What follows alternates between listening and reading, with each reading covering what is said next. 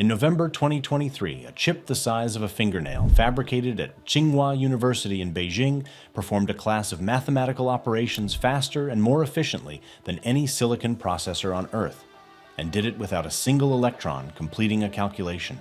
The verified figure, matrix processing at the equivalent of 160 trillion operations per second, consuming less than 1 watt per trillion operations. Let me tell you what that actually means. The entire global semiconductor industry, every fab in Taiwan, every design center in California, every research program in South Korea and Japan, is running a race against a physical law. Electrons moving through silicon generate heat. The narrower the channel, the more heat per electron. Below a certain scale, the chip destroys itself. Light generates no such heat. And one country just demonstrated in a peer-reviewed publication that it knows how to make light compute. Hit subscribe and the notification bell now, because the wall those electrons keep hitting is the reason this matters more than it sounds. In 1965, Gordon Moore published a 4-page paper in Electronics magazine observing that the number of transistors engineers could fit onto a silicon chip had doubled roughly every 2 years since the integrated circuit was invented. He projected the trend would continue. It did. For 50 years, that observation, which became Moore's law, functioned less like a prediction and more like an industrial contract. Every 2 years, chips got faster. Every 2 years, the same dollar bought more computing power. Every 2 years, the world built its next generation of technology on the assumption that the next generation of silicon would be ready when it needed it. The curve started bending around 2015, not breaking, bending. Transistor counts kept climbing, but the performance gains that used to arrive automatically began requiring exponentially more engineering effort to extract. Intel missed its 10 nanometer node schedule by 4 years. TSMC hit 3 nanometer production in 2022, but acknowledged publicly that the path to 2 nanometer and below would require process changes with no guaranteed timeline. The ITRS, the International Technology Roadmap for Semiconductors, the industry's own long-range planning document, was quietly discontinued in 2016. That discontinuation was not widely reported. It should have been. The reason the curve bent is not a manufacturing problem, it is a physics problem. Moving an electron through a silicon channel generates heat. Below 10 nanometers, the channel becomes so narrow that electrons no longer stay in it reliably. They tunnel through the insulating barrier into adjacent channels, a quantum mechanical behavior called leakage that cannot be engineered away, only managed. And managing it means adding complexity, which adds heat, which requires more power, which compounds the original problem. Think of it this way.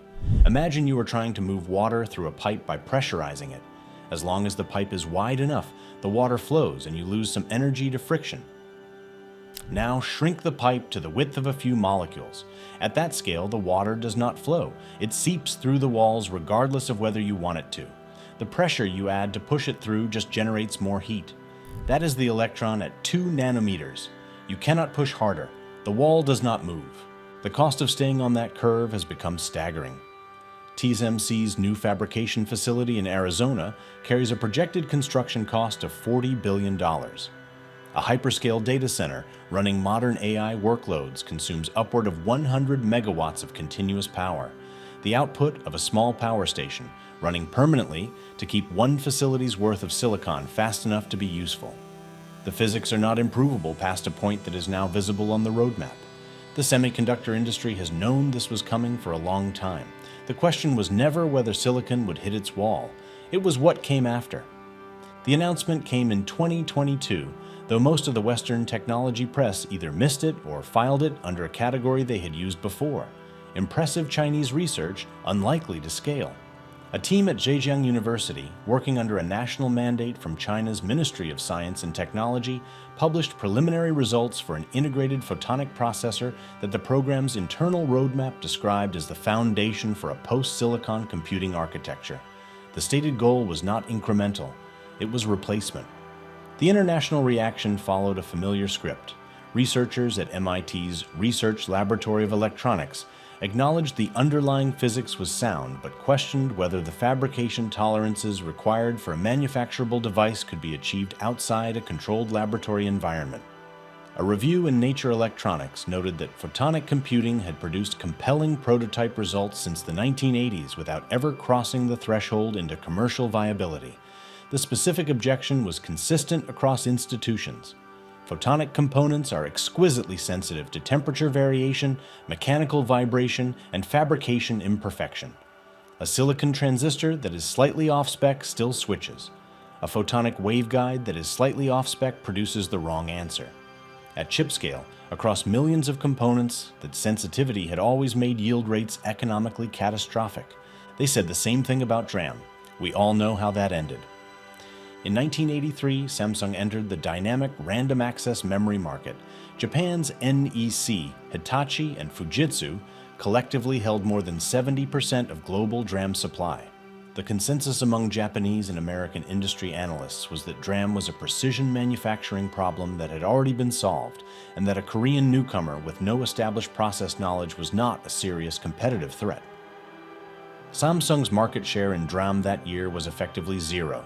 By 1992, Samsung was the largest DRAM manufacturer on Earth.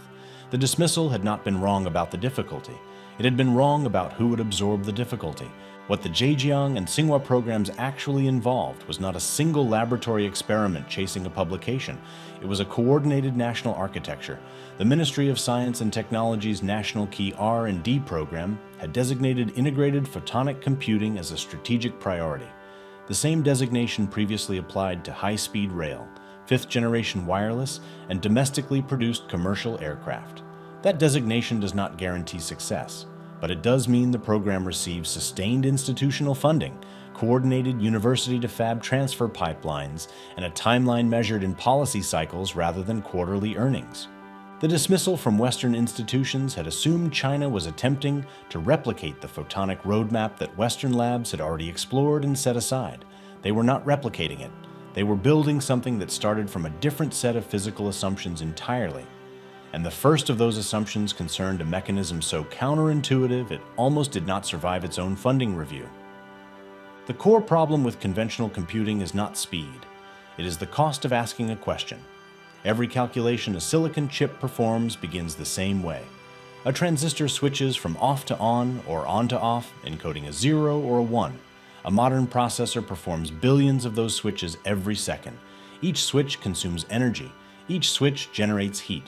And crucially, each switch happens in sequence. One binary decision feeding the next, building toward a result through an accumulation of discrete steps. For the matrix multiplications that underpin every modern AI system, that architecture is now the single largest constraint on what is possible. The Taichi chip's first core innovation starts with a different question. What if the calculation did not require any switching at all? Light waves interfere with each other. When two waves meet in phase, peaks aligned with peaks, they reinforce. When they meet out of phase, peaks aligned with troughs, they cancel. That behavior is not a curiosity. It is a precise, controllable, and instantaneous mathematical operation. The output intensity of two interfering light beams encodes the result of a multiplication directly in physics, with no transistor changing state, no charge accumulating, no heat generated by the act of calculation itself. The device that exploits this is called a Mach-Zehnder interferometer. The concept is not new. It was first described in the 1890s. What Tsinghua's team did was etch arrays of them onto a silicon photonic substrate at the scale required to perform the matrix multiplications that AI inference demands. Think of it less like a circuit and more like a pipe organ, where every pipe is tuned to a precise interval, and the sound that emerges is not produced by any single pipe switching on, but by the simultaneous interaction of all of them at once. The answer is in the chord, not in the sequence of notes. The pilot data confirmed what the physics predicted. The Taichi chip, as published in Science in November 2023, demonstrated inference performance at an energy efficiency of 3.7 tera operations per second per watt. A comparable GPU workload running on NVIDIA Silicon consumes energy at a ratio roughly 300 times less efficient for the same class of matrix-heavy operation. That is not a faster chip. That is a different kind of machine. But a machine that can only multiply is not a computer. The interference mechanism handles the calculation and produces an answer. And then the answer disappears, at the speed of light, unless something captures it. That something turned out to be the second problem. and the solution to it looked, on paper, like a step backward. The result of an optical interference calculation exists for the duration of a light pulse, a few femtoseconds. If nothing captures it, it is gone. Traditional computing handles this with electronic memory. The result is written to a register, held in a charged state, and passed to the next operation. The moment you route the output of a photonic computation into an electronic memory buffer, you have reintroduced a copper wire, a charge cycle, and a clock speed. You have built a Ferrari with a bicycle brake. The photonic processor waits on the memory. The memory is silicon. You are back where you started. The apparent solution was a class of materials that had been sitting in plain sight since the mid-1990s, doing a completely different job. Phase-changed materials, specifically the alloy germanium antimony telluride, abbreviated GST, can exist in two stable physical states: amorphous, where their atoms are arranged randomly, and crystalline, where their atoms are locked into an ordered lattice. The two states have measurably different optical properties. A pulse of light can drive the material from one state to the other, and the material stays in whichever state it lands in after the pulse is gone. No charge required, no power draw to maintain the memory. GST is the same material family used in rewritable DVDs and Blu-ray discs. The mechanism that lets a laser write and erase a disk is, at the physical level, the same mechanism being proposed as the memory layer of a post-silicon supercomputer. That parallel sounds like a regression. It sounds like it should not work. That is exactly why it does. Because rewritable optical media already proved, over 2 decades of consumer electronics production, that GST switches reliably across tens of millions of cycles at nanoscale feature sizes, triggered by precisely the light pulses that a photonic processor is already generating as part of its normal operation. Integration results from Oxford and subsequent Chinese Academy of Sciences programs showed GST memory cells retaining state across more than 10 million write cycles with sub-nanosecond switching speed. In the Taichi architecture, the phase change layer sits on the same substrate as the interferometer computation layer. A single optical pulse computes the matrix result and writes it to memory simultaneously. The two operations do not happen in sequence. They happen in the same physical event. The memory does not slow the processor. The memory is the processor. Demonstrating that at component level required years of materials work and fabrication iteration. Turning it into something manufacturable connected to real data systems and operational outside a cleanroom was an entirely different class of problem, and the one that had ended every previous optical computing program before it left the prototype stage. The history of optical computing is littered with components that worked and systems that did not. A photonic waveguide etched to the wrong depth by 8 nanometers produces crosstalk that corrupts adjacent channels. A phase change memory cell whose thermal budget was exceeded by 2 degrees Celsius. During a subsequent deposition step loses its switching reliability permanently. These are not problems solved by making components better in isolation. They are problems that only exist when the components are together, and they multiply with every additional layer added to the stack. The old approach to bridging photonic and electronic systems was hybrid integration, photonic components on one chip, electronic control on another, connected by wire bonds. Microscopic gold wires spanning the gap between substrates. Every wire bond is an electrical interconnect operating at electron speed. Any system using wire bonds to bridge its layers is not a photonic computer. It is a silicon computer with a photonic front end. The wire is still the speed limit. What the Tsinghua program achieved was monolithic integration, both the interferometer computation layer and the phase change memory layer deposited on a single silicon nitride wafer using a modified CMOS-compatible fabrication sequence. The breakthrough was not in the materials, which were already characterized. It was in the thermal budget management, the precise sequencing of deposition temperatures that keeps the GST layer stable while subsequent processing steps are completed above it. That process knowledge is not in a patent. It lives in the accumulated calibration data of a fabrication team that has run the process enough times to know where it fails and why. The Taichi chip carries 37,000 artificial neurons and 15 million synaptic connections on a single photonic substrate, but the detail that separates it from prior demonstrations is in situ learning. The chip does not run inference on a fixed weight matrix loaded at initialization. The phase change states are updated by the optical training signal itself during operation. The The chip adjusts its own memory the way a musician adjusts fingering mid-performance, not between songs but inside the phrase, in response to what it is hearing in real time. On image classification and wireless signal detection tasks, Taichi demonstrated learning and inference on the same substrate without any off-chip weight update cycle. The Chengchun Institute of Optics, Fine Mechanics and Physics, operating under a state-level mandate from China's National Key R&D program, had simultaneously been developing the fabrication infrastructure to take the Tsinghua architecture from laboratory wafer to repeatable production run. This is not a laboratory result waiting for a factory. The factory is already running. The first full system benchmark produced a number. The verification team ran 3 times before the paper went to the journal, because the result was far enough outside the established reference frame that publishing it without independent confirmation would have invited the wrong kind of attention. Here's the honest picture. Photonic processors are not a drop-in replacement for the silicon chip in your laptop. The workloads that optical computing addresses with transformative efficiency are specific. Matrix-heavy parallel operations, AI inference, radar signal processing, cryptographic key generation, large-scale optimization. Sequential logic, cache-dependent branching, the computation that runs a browser or an operating system. Silicon handles those through architectural features that photonic systems do not yet replicate. The software stack required to program a photonic processor does not exist at commercial scale.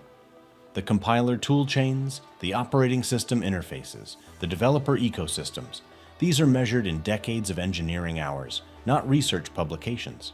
That said, here is what the Taichi benchmark actually showed. The published result in Science, Volume 382, November 2023, documented inference performance at an energy efficiency of 3.7 tera operations per second per watt across matrix multiplication tasks that represent the dominant computational workload in modern AI deployment.